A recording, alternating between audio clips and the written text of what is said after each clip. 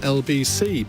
On the panel tonight, answering your questions are David Simmonds, Conservative MP for Ruislip, Northwood and Pinner; Baroness Claire Fox, non-affiliated life peer; Kirsten Oswald is Deputy SNP Westminster leader and SNP MP for East Renfrewshire; and Zack Polanski is a Green Party London Assembly member, and he's running to be Deputy Leader of the Green Party. They're here for an hour to answer your questions.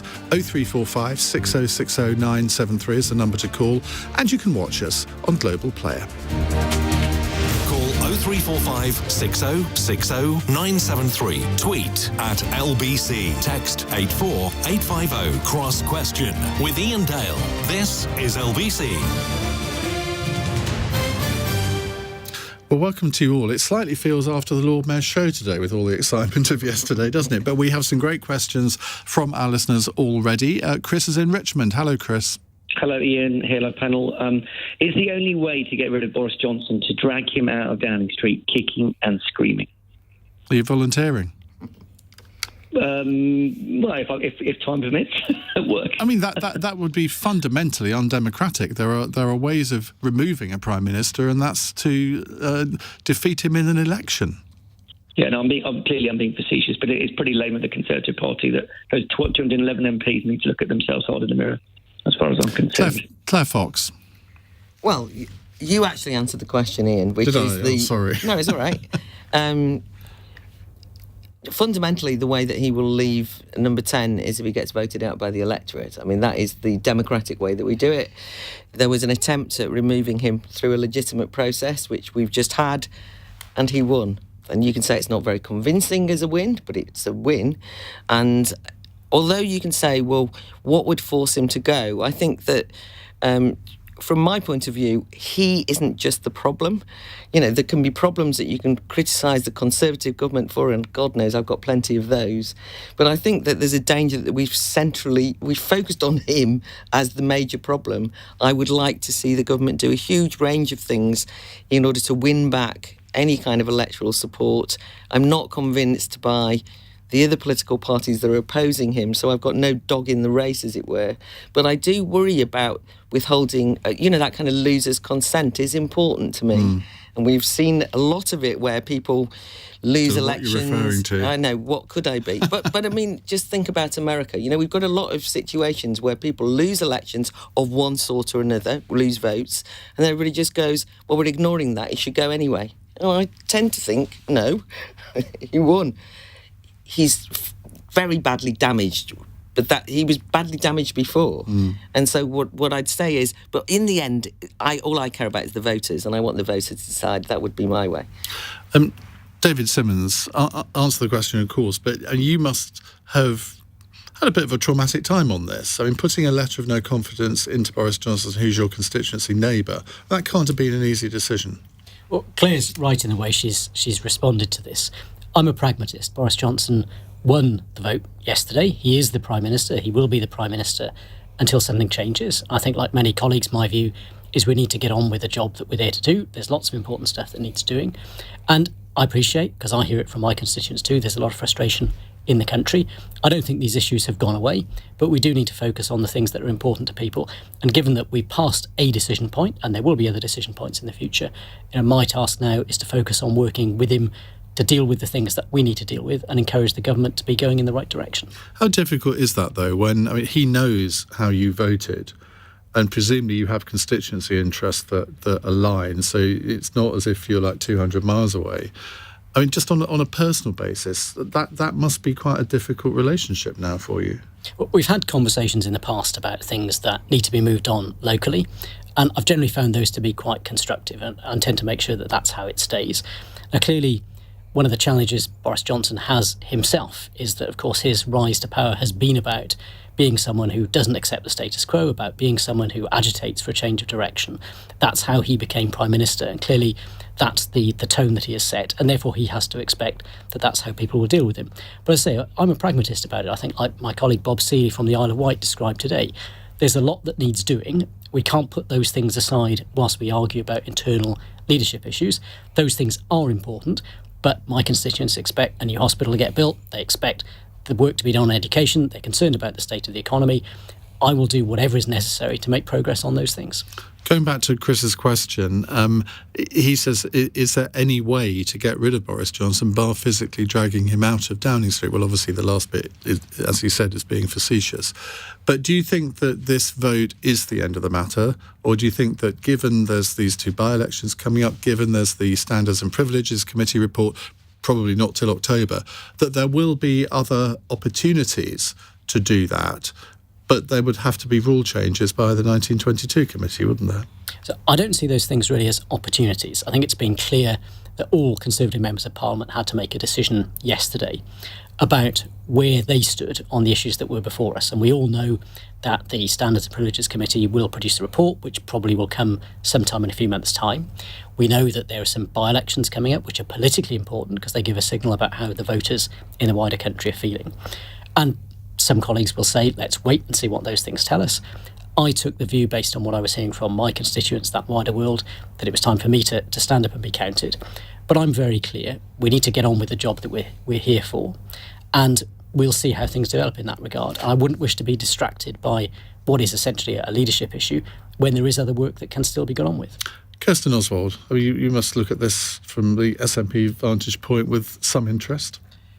Interest is one way to put it, I suppose. It's certainly been an interesting few days. I actually think it's deeply depressing. I think that if Boris Johnson had an ounce of integrity, he wouldn't be needing folk to phone into radio shows and ask if he was going to need to be dragged out of his office. He would have left. He would have gone long ago. There's no other Prime Minister I can think of who would have allowed this pantomime surrounding him to continue while he clung on to office for what seemed to me to be very selfish personal reasons. You know, the focus that we've just heard about, which, you know, is really important on, you know, people's daily lives, is completely missing from everything that the Tory government are doing, because they're all so, you know, often so busy navel-gazing and looking in on themselves as Boris Johnson tries to protect his own position. I think it's been really unedifying, and it's disappointing that his own MPs, that more of them didn't actually have the backbone to stand up and be counted and say enough of this. It's a really bonkers situation, and he's so damaged. You know, he's not going to cling on forever, considering the huge vote that's gone against him. All parties indulge in navel-gazing to one extent or another when they change leaders. I mean, your party leader was, I mean, I don't know whether you could say this was navel-gazing particularly, but all that inquiry with all the Alex Salmond stuff where she had to give evidence, I mean, that was a bit of navel-gazing for the SNP as well, wasn't it? I'm not necessarily comparing the two things. I don't think so at all. And, you know, I think that these are such wildly different situations. Boris Johnson has gone from day to day, and, you know, sometimes it feels like it's hour to hour, thinking only of what is the best thing for Boris Johnson next, what will keep him in his position. And, you know, I think that the MPs who are propping him up really should have a serious think. The Scottish Conservatives, I think, have certainly not covered themselves in glory here. Douglas Ross, their leader, has had more positions than I can remember on this. He must be dizzy. He's been U-turning at such a rate of knots. But they are all over the place on this, and I think that speaks about a bigger issue for the Tory party, that they don't have a real focus, they don't have a real plan to make people's lives better. And from my point of view, looking at it from where I sit in Scotland, there is another plan, there is another way, and no wonder more and more people are interested in having that conversation about independence, because what we're seeing well here done, in you've Westminster... got it in the first answer. It's that, but it's really an unedifying and deeply depressing way to do things. Zack Polanski for the Green Party. There's nothing the Green Party likes more than a bit of leadership chaos, isn't there? And if you look at recent history, so you must have a bit of sympathy with Boris Johnson here. Well, I think the problem here isn't just Boris Johnson. It's for 211 Conservative MPs who need to take a serious look at themselves, because Boris Johnson is a rotten apple. We've known that for years, but actually the whole Conservative tree is rotting here. And we have these huge crises of the fact that there's an integrity crisis at the heart of government. They don't have any answers. They don't even care. They're in it for themselves, and they're not even bothered that we know that. All 211. Well, and also I think David has things to answer here, so I would applaud David for putting a vote of no confidence in. I genuinely say that. But actually, I don't think you can then just wash your hands of this and say it's pragmatic to move on, because your government are still offshoring refugees to Rwanda. They're still not answered to the crony PPE contracts to some of their donors. There's all kind of things that they're being accused of that I think you're a Conservative MP that Admittedly, you're not in the cabinet, but that still comes with a massive amount of responsibility to those constituents who represented you. And I think, frankly, any Conservative MP, especially one who no longer has confidence in Boris Johnson, should be considering their position. And actually, you should be, one, trying to get the rules changed so you can get rid of him. And second, if that's not possible, then I think pragmatically you have to take more action, because the whole country is being held to ransom right now. And I think people are crying out for more leadership. And Kirsten mentioned the SNP and independents. And of course, as the Green Party, I would say that we got more councillors elected than ever at the last election, and I'm hoping we'll get more MPs, because I think people are looking for a different kind of politics, and that's a politics the Green Party offers. You still have a fraction of the number of councillors that the other parties have. So we got the biggest vote share increase, so absolutely we still have a long way to go. But if you look at it, there's a whole hockey stick going up to 550. We're rapidly increasing quite quickly. Now, we don't have enough MPs. Of course, we need more than Caroline Lucas. But I think when people see Caroline Lucas on TV speaking honestly and clearly and with integrity, then actually people want more Green MPs, and I think people are seeing increasingly that. So you basically want to replay the whole Brexit referendum issue, sort of people's vote, second referendum. You basically want the Conservative Party to have another vote of confidence in Boris Johnson. I mean, how many would you like? Well, I'm not sure why we had a vote of confidence in the first place, because let's look objectively at what Boris Johnson did. He parted while people died, he lied to Parliament, and then he carried on lying and doubled down even more. So actually, how he's even there and not have to resign shows that actually constitutionally things haven't been followed in the first place. So I think the fact that the Conservatives are even having a vote of confidence... how haven't things been followed constitutionally? Well, my understanding is that if a minister or a prime minister resigns at the dispatch box, then they will need to resign, and he's chosen not to do that. Now, for Conservatives to say, well, actually, it's up to us to have this confidence vote, I think actually shows a big contempt for every member of the public, because we didn't get to vote, and I think it's pretty clear. You'll know this better than you know how our system works. You know how an election is called. We have elections every 4 or 5 years. That's generally when political leaders get either elected or not. Well, up until just because you don't like him, that doesn't mean to say that system should be changed. Well, this isn't about me not liking him, although that's certainly true. This is also about the fact that he has lied at the dispatch box and he's broken rules. Well, that's what the Privileges Committee is looking into. You've just prejudged their findings. Well, I think objectively, and you host a radio show, so you'll hear people phoning in every night. People know that he's lied. We're not fools. Like, it's quite clear that Boris Johnson has but you're lied. running to be deputy leader of a party. So on that basis, I'd have thought that you would at least wait until the committee issues its report, and then if you're critical of it, absolutely fine. I mean, that report is important, but I feel like it feels to everyone like it's kicking into the long grass. We know Boris Johnson's lied. He's been caught red-handed, and we've got the evidence to prove it. So the fact that this keeps getting dragged out... The question is, did he lie deliberately? And I don't think that until that report comes out, people should be making those judgments. Do you not think it's clear that he lied deliberately, though? I think, Well, you clearly do. I think if it was that clear, why would there need to be an inquiry? Well, I think that's a good question, why there's an inquiry. I think Boris Johnson, as Kirsten said, any other Prime Minister would have resigned by now. Okay. So instead, we're all held with this Tory psycho. Claire, you wanted to come in. I suppose I just find it a bit frustrating, because whether I like it or anyone around this table likes it, this government got an 80-seat majority, a huge majority. And then even at... First the post. Yeah. Well, that's the system we have. But that is the system we have. System. No, well, it actually is, but we may come on to that You just later. made a point about constitutional matters.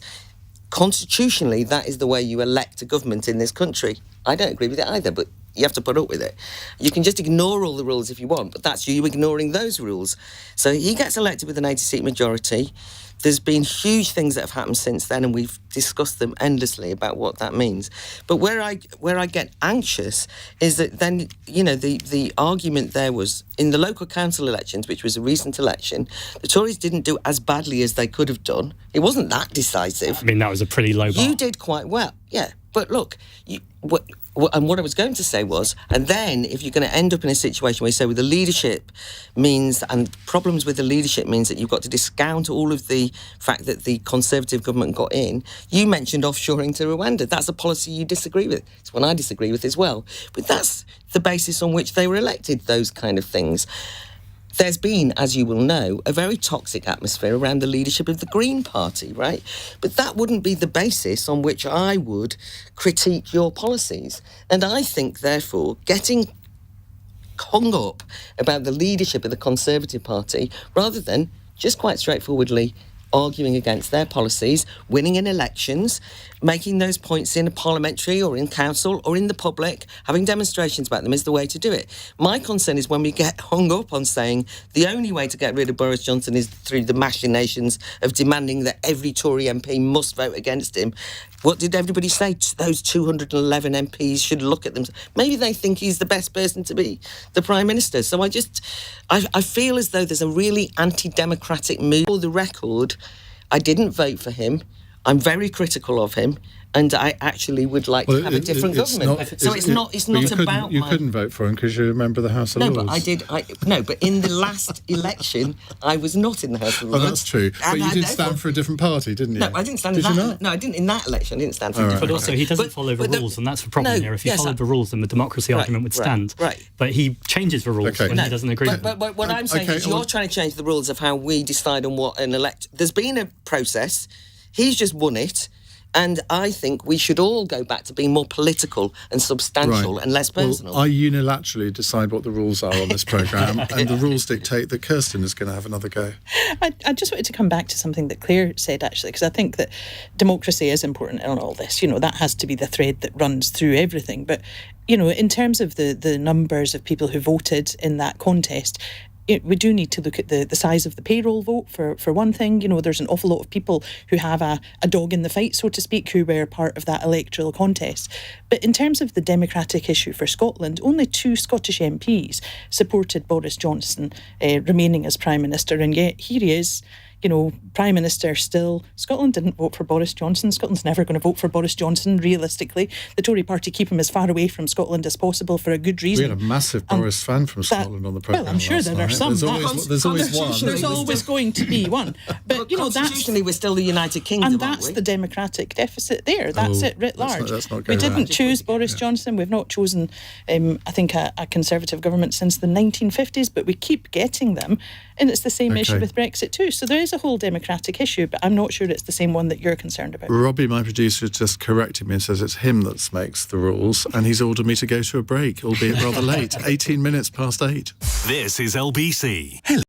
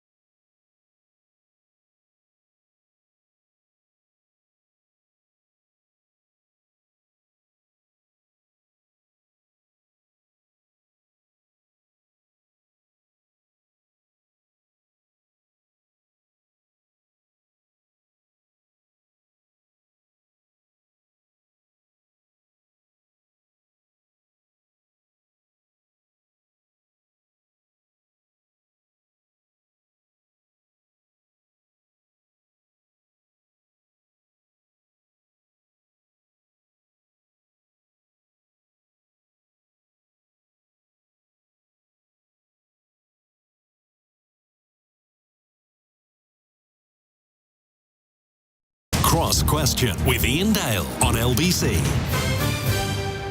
21 minutes past 8 on LBC.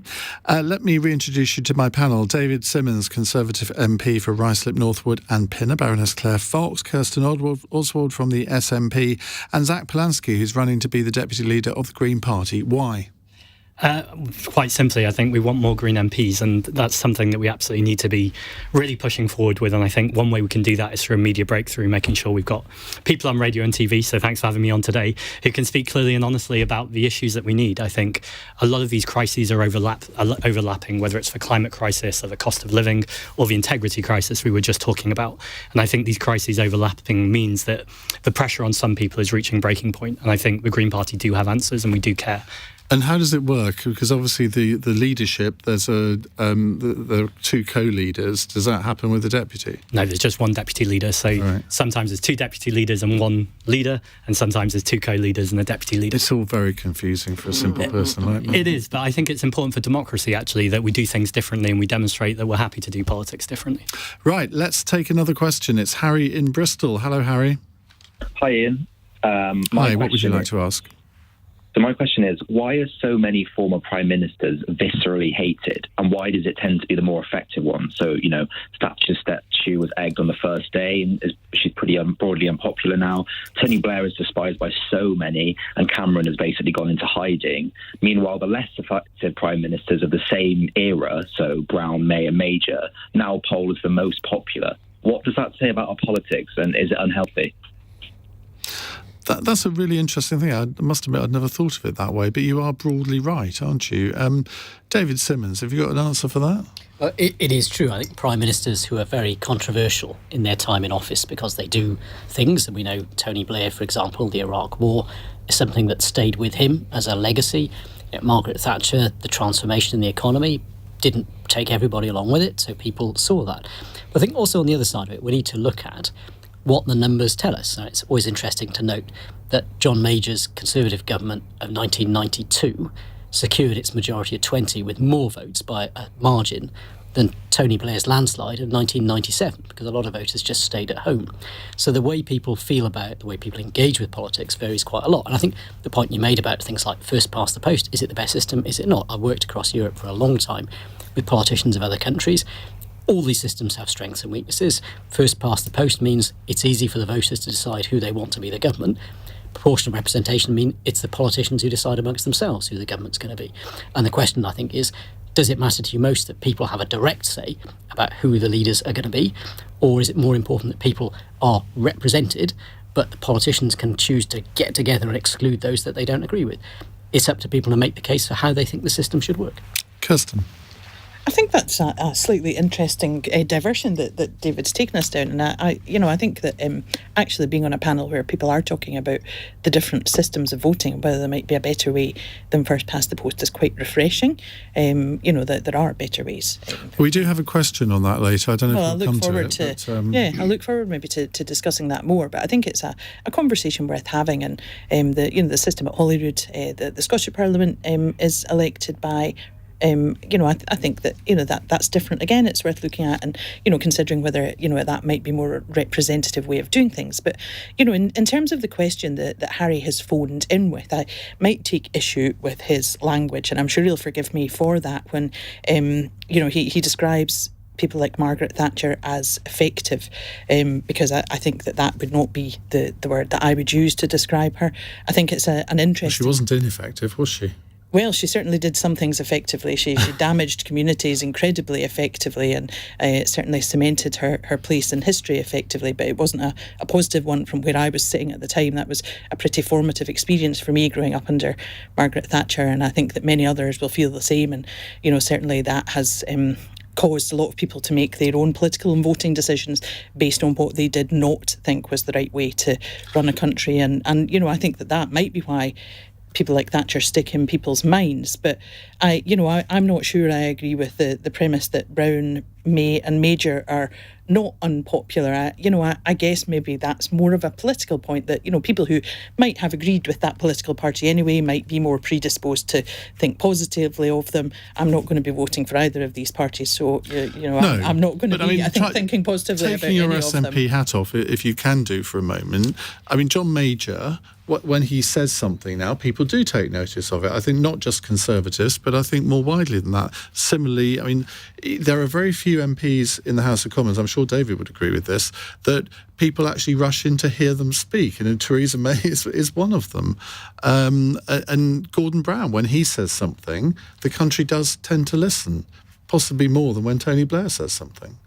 I think that's interesting, and I wonder about that sort of collection that that's sort of quoted, Thatcher, Blair, and Johnson. Is there something in that about the way that they have conducted themselves, or is there an issue-based problem that people might have with them? So Margaret Thatcher, the way that she dealt with communities and trade unions and works, and maybe Tony Blair, the Iraq War, and then Boris Johnson and this whole Partygate fiasco and all the other issues with Boris Johnson, because there are too many to count. And I think that people perhaps do make judgments based upon these bigger picture issues.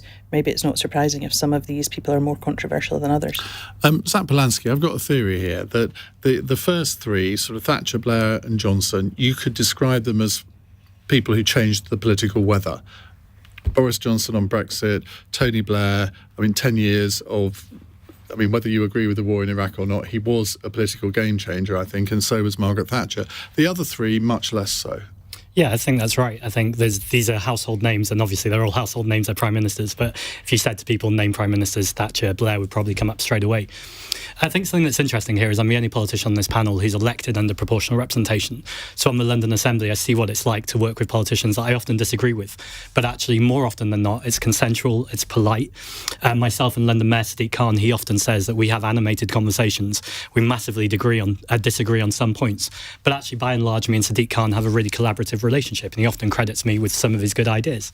I think that makes for better politics, and I think the first past the post system we have in our national this is not a question. I don't know why you're all going on about electoral systems. There's nothing to do with electoral systems. I know you're half being facetious, but actually I think first past the post runs through any question, because actually first past the post is so corrosive to our British political system that any issue you talk about is usually made worse by the fact that it's binary. It's either Conservative or Labour, and everyone else kind of gets caught having to be on that binary. And I think politics can be more intelligent and nuanced. Claire.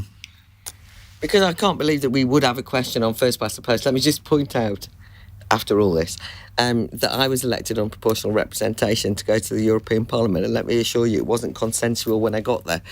So I don't know it's a guarantee. Were you consensual to other people?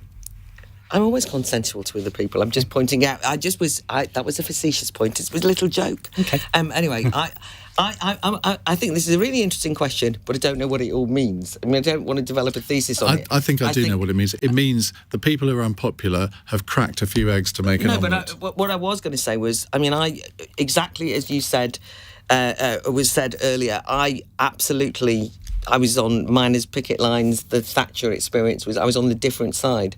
But she is a substantial political figure that changed British politics, changed things in a way that I might not have liked. But ideologically, you can't say that she was an irrelevance. And as far as I'm concerned, it's not just Tony Blair and the Iraq War. You're absolutely right. That's why he might be hated now, but he changed in a different way British politics. What I did think, you've said about Johnson, in other words, they had a sense of ideology, and you had a sense that there were leaders who really fought their corner, even if then you were to disagree with them. I think the difficulty I have with the other three is that they made less of an impact on politics. But when people are saying they're still very popular, if you're a Brexiteer, Theresa May and John Major are not so popular, right? And John Major, when he speaks, will often intervene on exactly that subject. But they're kind of considered to be elder statesmen, a bit fangless. I think that Theresa May, by the way, has been a class act in terms of going back to the backbenches, and that you have to admire. So although I completely disagreed with what she did in relation to Brexit, I think anyone who's prepared to kind of work the boards in that way, that just shows a different kind of approach to politics, which I think gets some admiration.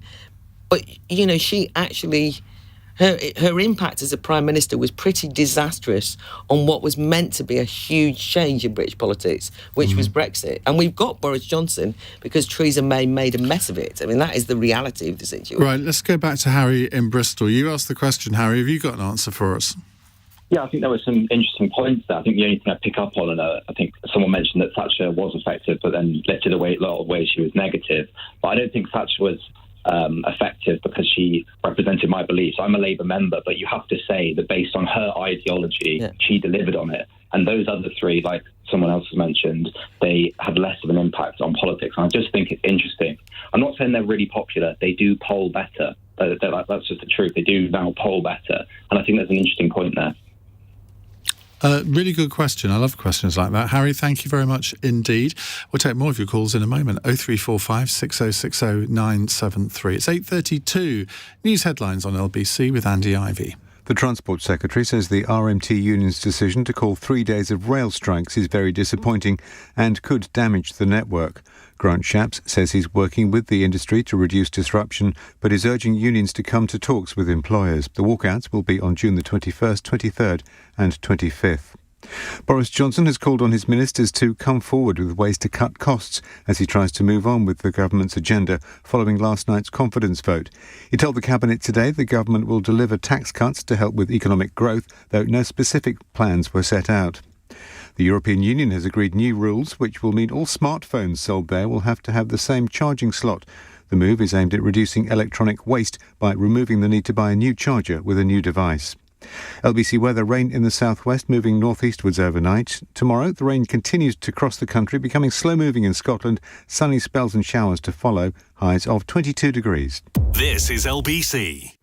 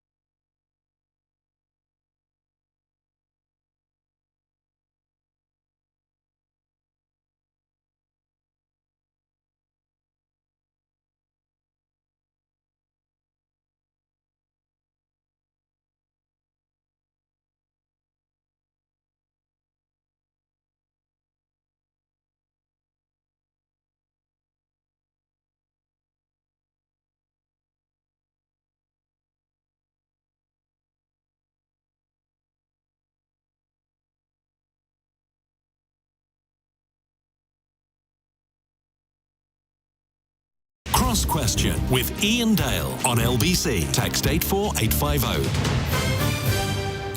It's 8:36. We have David Simmonds, Conservative MP, on the panel, Baroness Claire Fox, Kirsten Oswald, Deputy SNP Westminster Leader, and Zack Polanski, aspirant Deputy Leader of the Green Party. Who are you up against? Anyone I know? And no one's announced yet. So you could be a contest so far. Oh, well. When's the deadline?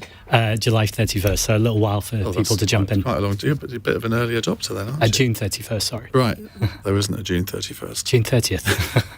Right, let's go to our next question. It's David in Victoria. The long-awaited question on voting reform, David. That's the one. Good evening. I just think it's such a waste of time. We have elections for everything, and then we discuss the result endlessly. It's just such a futile, pointless waste of time. We need a system. I wouldn't have a programme. Exactly. But people need to have an electoral system which they're satisfied with, not dissatisfied with. I mean, there's so many occasions... Has an electoral system ever been invented where 100% of the population have been satisfied with it? Of course it hasn't. Not 100%, but a bigger one. Let me give you an example about Brexit, the referendum. I think that was really badly held by David Cameron. Whichever way you vote doesn't make any difference. The point is there were no rules in place. It was first past the post, and it was just ridiculous. They should have allowed 16-year-olds whose future's at stake and not allowed 70-year-olds. So why not? 70, oh, don't be so ridiculous. What about 14-year-olds? Why not allow 12-year-olds to vote? No, 16 is a reasonable... I've heard some 16-year-olds, and they're quite intelligent kids. But over 70s, and a lot of them must be dead by now. Oh, for God's sake. I mean, I'm tempted to veto your question on the basis of how the things that you said there, because they're so pathetic. Kirsten? Well, I'm in favour of 16-year-olds having the ability to vote. I think that's and banning really 70-year-olds? No, I'm not going to sign up for that. Thank God for that. But it is important that, we do allow the younger generation to participate in democracy. They've got a big stake in it. I think that the notion that there is a bit of a democratic deficit in terms of the first past the post system, that's not an unreasonable thing to say. I think that there are so many different systems which give a more representative outcome, and I don't think we should be scared to say that or scared to look at it. I mentioned the system in the Scottish Parliament earlier. That's not the only system that is out there in terms of how you might come to a more representative way of doing things. But I do think that notion that you can have a parliament which is set up not to be so combative, and Zack mentioned that earlier, is quite a powerful one. People get really fed up, and quite understandably, of the Punch and Judy politics of Westminster. It's a bit like a pantomime. Have you not seen the debates in the Scottish Parliament? I have indeed. And they're just as combative as the one in the Westminster Parliament. I'm not sure that that's entirely true. And, I think if you Nicola look Sturgeon gets going, she can suck it out with the rest of them. Well, she's a very, very able politician. She is, I'm certainly not going to argue with that. But, Really? the way that the Parliament is set up is designed to give a more representative balance of what people have voted for. And I think that's something that we should welcome. I look at things like the Brexit vote, which the caller referenced. And, in Scotland, that is a big issue for us. We didn't vote for Brexit. No single local authority in Scotland voted for Brexit. And now here we are. It was a UK vote. We all knew that right from the start. But nobody actually asked us whether we agreed with that proposition, that it had to be a UK vote. Why does Scotland have to be pulled out of the EU against her will? It's not fair, it's not right. There are lots of democratic questions, I think, in this whole point about voting systems, and I do think it's a conversation worth having. It is true, David Simmonds, that had there been PR, there wouldn't have been a Brexit referendum, would there? Quite likely not. I think it's another example of where what we get the most benefit from is having a stable and clear system. And there's always a risk that anybody who then proposes tinkering with the rules is perceived to be doing that for their own advantage. But I think there's two things that I think are really, really important about this. One, if you look at the votes and the business of the House of Commons, almost everything is done by cross-party agreement. Almost everything. It's only a very small minority of things that result in votes and the bitterness and the rancour and the drama that tends to cut through. And most constituents of mine, most people in the country, don't spend anything like as much time thinking about politics as we all do as politicians and journalists are interested in it. And I think there is a huge benefit in a system where people can say, if I want to change, I know that this is how I cast my vote. And if I want things to stay the same, then I know that's how I'm going to cast my vote, rather than engaging, as we'd like to think would happen, but in less than certainly of other European countries that have different systems, is that this is not the case. That, for example, you get a much higher level of public engagement by using different systems. Actually, all of the systems produce very similar outcomes in a very similar way. Claire Fox. I'm going to avoid rising to the challenge on the Brexit question, because we've, discussed it for a long time over the years.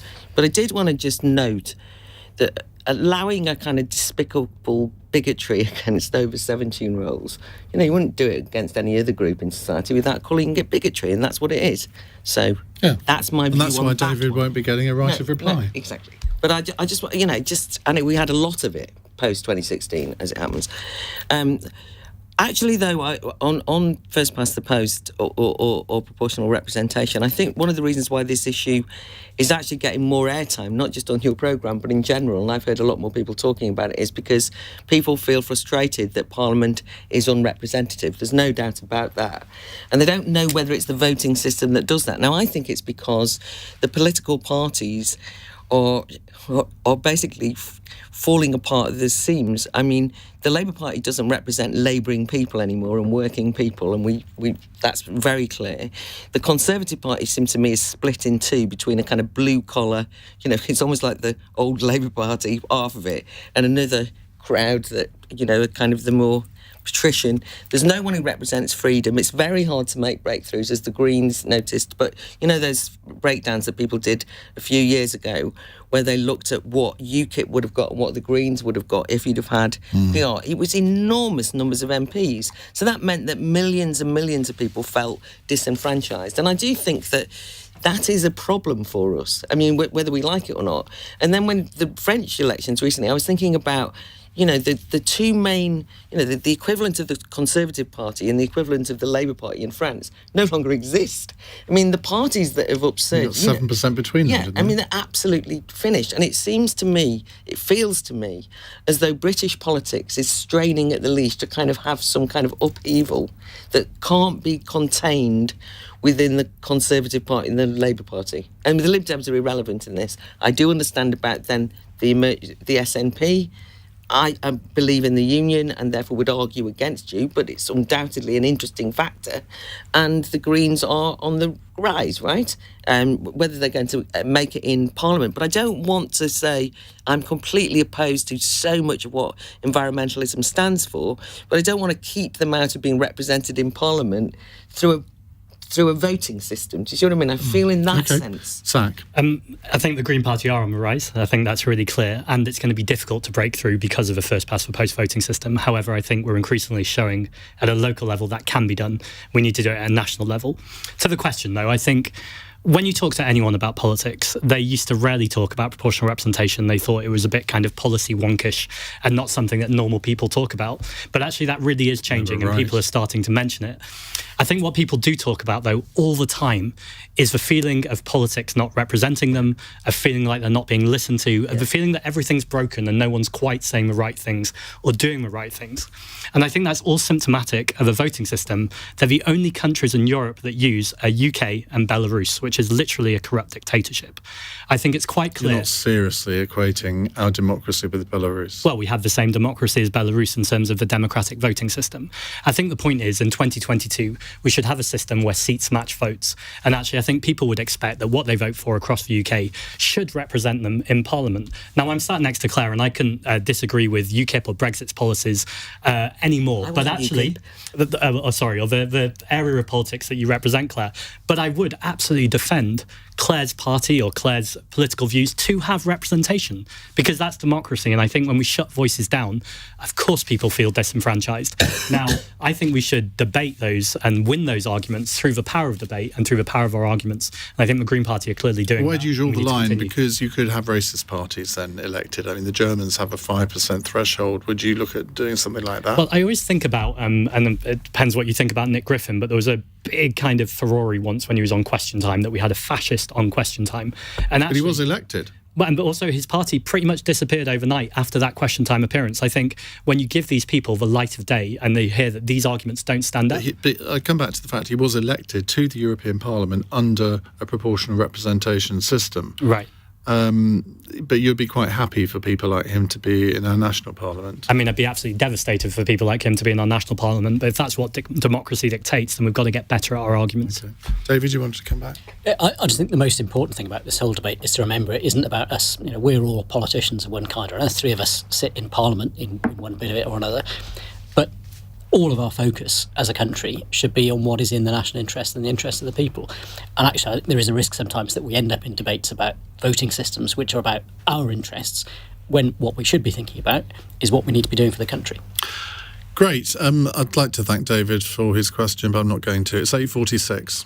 LBC. Nick Ferrari at breakfast. A hollow victory, it has to be said, for the Prime Minister. 148 Conservative MPs going against him. Deputy Prime Minister and Justice Secretary Dominic Raab. The PM won the vote yesterday with 59% by 63 votes. That's actually a bigger share than he won the leadership by. Will Walden, who served as Communications Director for Boris Johnson. I think the big problem for Boris is that he is no longer in control of this situation. His future is now in the hands of others. It's in the hands of the voters with these by-elections upcoming. And I think it's in the hands of his cabinet colleagues and those around him. Nick Ferrari at breakfast. Back tomorrow morning from 7. Listen on your radio and on Global Player. LBC. There's no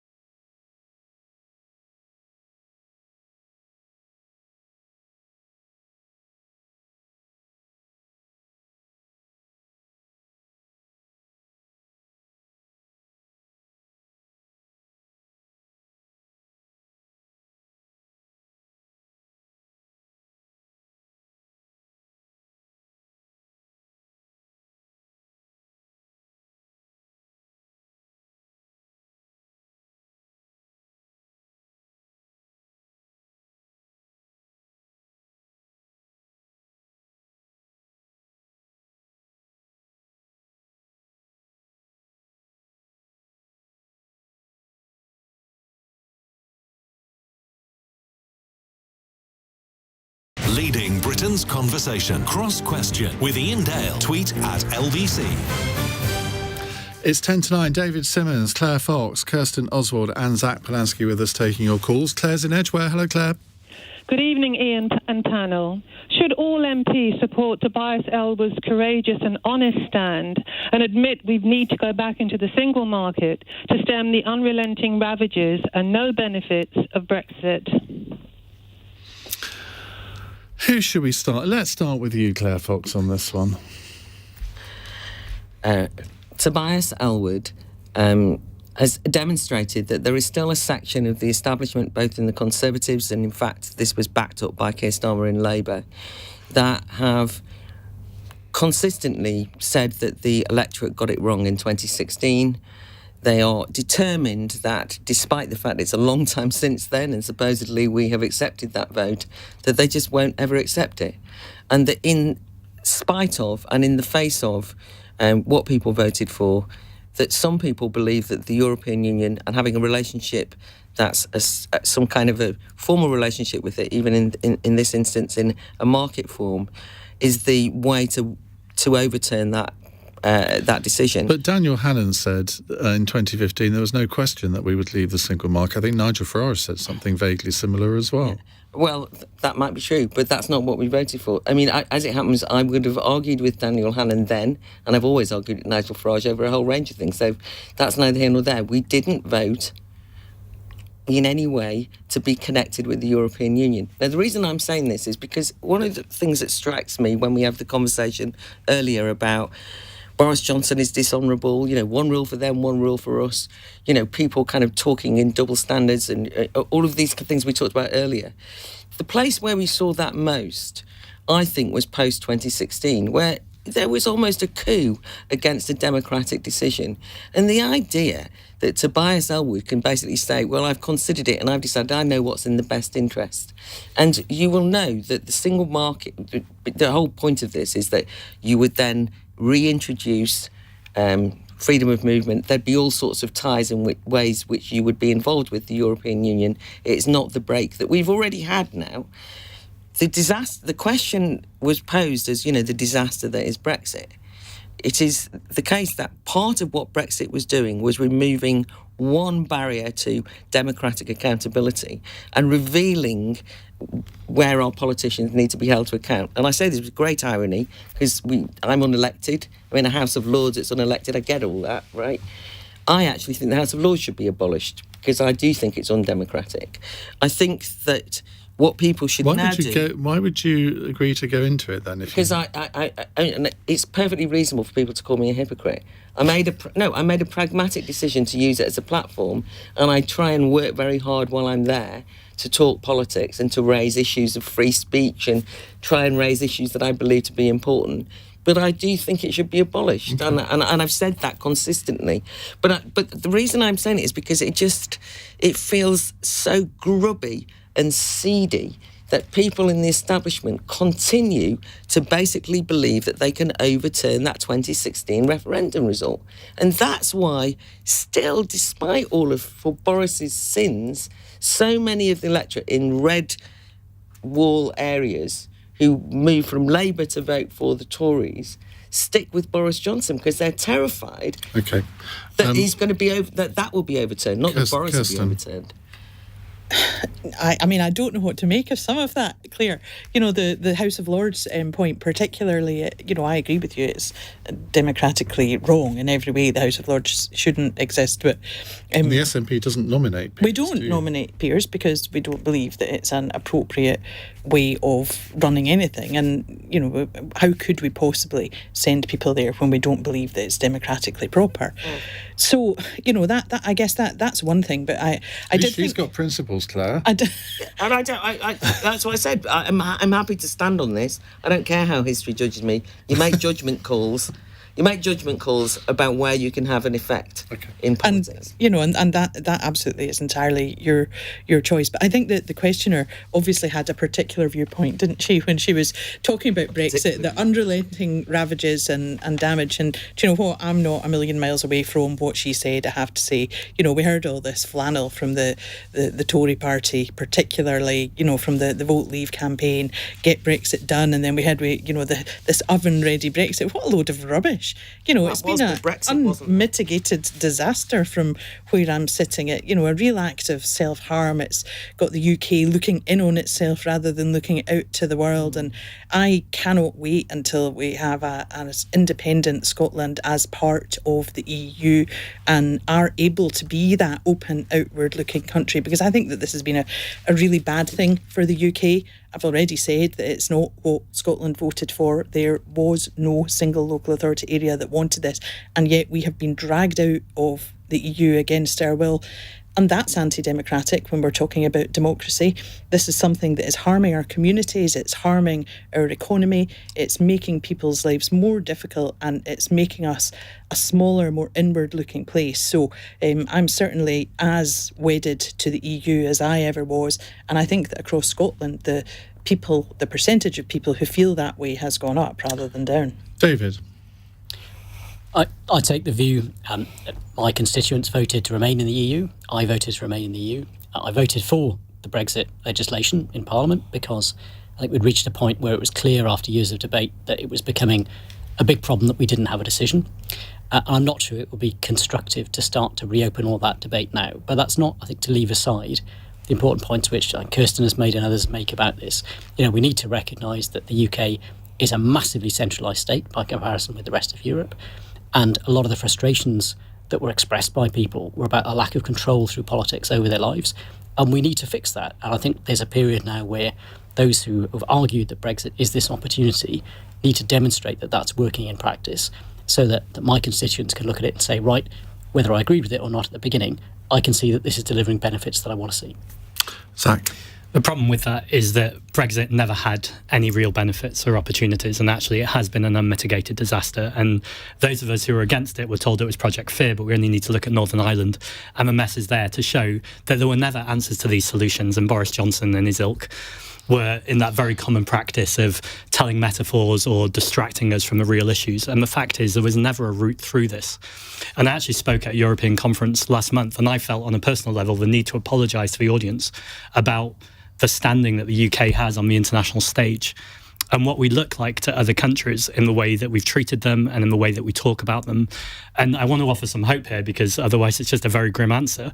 I think hopefully over time people will realise how important it is to have that international solidarity, how important it is to have allies and our neighbours, and not just kind of in warm words, but actually in practical legislative practice. I think that's why we need to be in the customs union, for instance.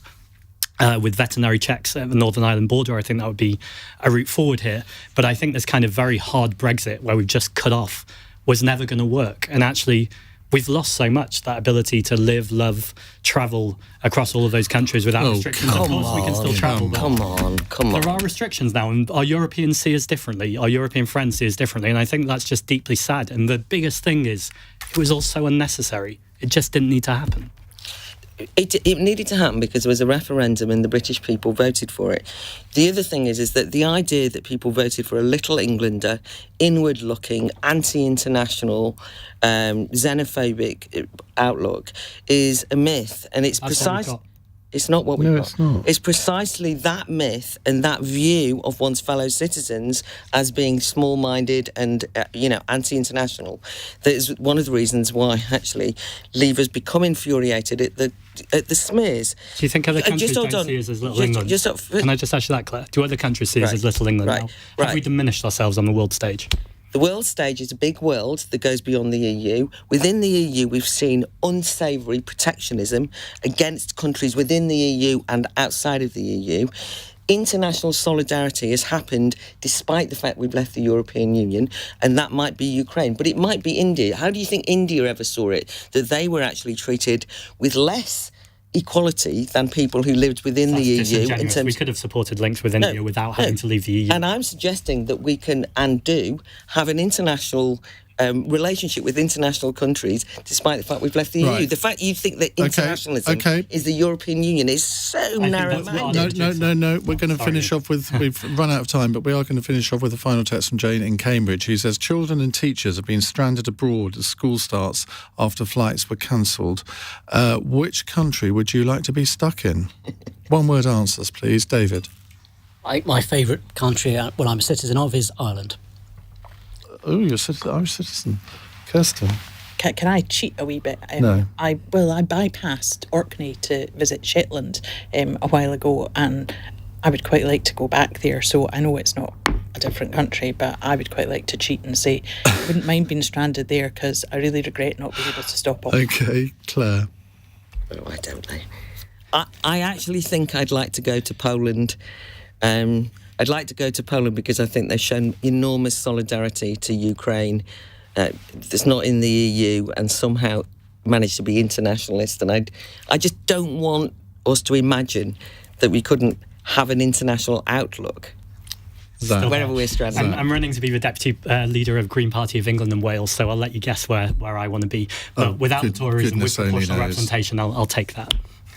So which country? England and Wales. That's definitely two countries. I'm sorry, that is such a boring answer. You're never going to get anywhere in politics, Zach, if you can't think of a better answer than that one. As well, so there we go. I'm going to nominate Switzerland. Thank you very much indeed to all of you for joining us. David Simmonds, Kirsten Oswald, Claire Fox and Zack Polanski. Coming up in a moment, we're going to talk more Boris Johnson. We're going to ask, can he regain your trust? If you're somebody who voted for Boris Johnson in 2019, maybe voted Conservative for the first time, and it was because of him, maybe because of Brexit, maybe because of levelling up, I don't know, but you've lost trust in him now. Is it possible for him to regain your trust? Because I think that's going to be a big ask. 0345 6060 973. It's 9:02. On your radio, on Global Player, and Play LBC. leading Britain's conversation. This is LBC. From Global's newsroom, what the RMT union claims will be the biggest strike on the railways since